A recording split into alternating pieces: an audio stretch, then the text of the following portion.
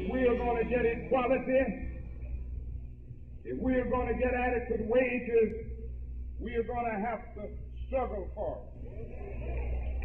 Now, you know what? You may have to escalate the struggle a bit. If they keep refusing and they will not recognize the union and will not agree, I tell you what you ought to do, and you're together here enough to do it. In a few days, you ought to get together and just have a general writ stoppage in the city of Memphis. Well, we usually talk to each other at our houses. That's where it's a lot easier to talk about. We're more comfortable.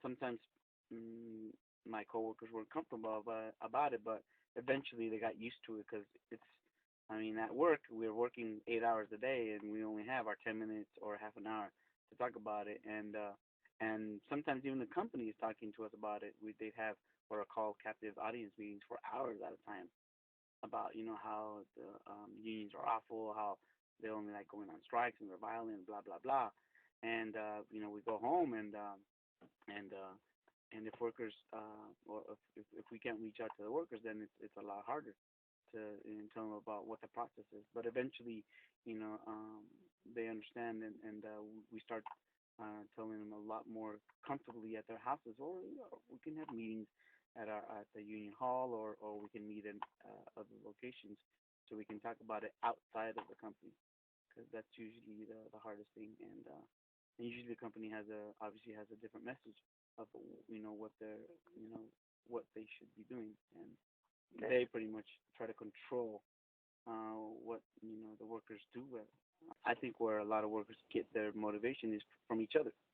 That it's a group of workers. It's 10, 15, 20, 30, 60, 100 workers, and it's not one person fighting alone. It's also the community. We get the community gets involved. It's like for example, politicians get involved, and clergy gets involved, and we show what the problem.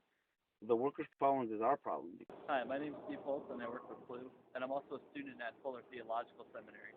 And I got involved with the work of CLU because as I spent time studying the scriptures, I spent time studying both what we as Christians consider to be the Old and the New Testament, that I really saw God's passion for justice, and that I really saw that was something that was so intrinsic to the heart of God. And then particularly in the life of Christ, and seeing the example that he set by taking care of those who were poor, by taking care of those who were hungry, and taking care of those who were sick, that if I was to actually be faithful, and if I was to actually follow through my commitments as a Christian, that meant that I had to be doing the work of justice, and I had to be seeing the poor taken care of, and seeing the hungry taken care of, and seeing the sick taken care of. And that's what we do with CLIP, is we try to make sure that people are being paid decent wages. We try to make sure that people are able to take food home to their families because they've been working hard and have been trying to get that. We try to make sure that people have health care, so that if they or their children or their wife or their husband get sick, that they can go to the hospital and know that they'll actually receive the treatment that should be available to any and all. At the Glendale Hilton and at many of the LAX hotels, we saw huge victories as they won union contracts that actually protected their wages, protected their health care benefits, and protected them from being overworked and taken advantage of by their employers. Great.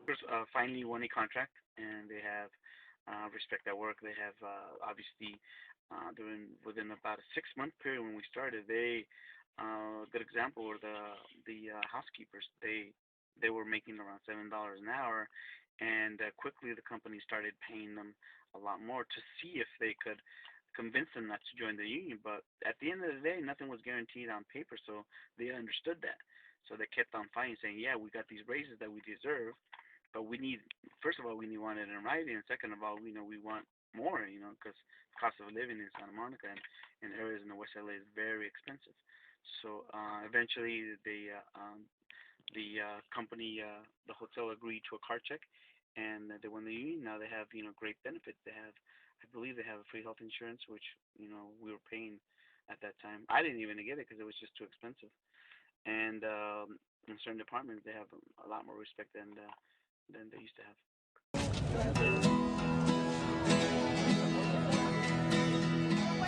Unidos en la lucha, no nos moverán. Canten, unidos en la lucha, no nos moverán.